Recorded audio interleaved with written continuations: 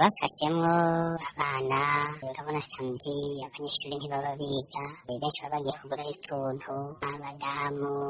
abagabo ni ukuvuga abantu batandukanye bose bafata rero babashira ku kirindiro cy'igipolisi cegereye aho nyene hari iyo soko y'Imakere aho nyene Makere ariko nk'igihe cy'isaha imwe y'umugoroba abadamu hamwe n'abana barashoboye kubarekura nuko abambere basohotse byo musi wa gatandatu dimanche gushika kuwa mbere basohoka batanze inoti y'ibihumbi 150 hanyuma basigarana abantu b'abagabo n'imisore mu yandi masaha haciye babajana igasuru muri prison gushika uno musi ntibarashobora rero kuvayo bose ngo barekurwe batahe kuko hase itagukurikiranye uherayo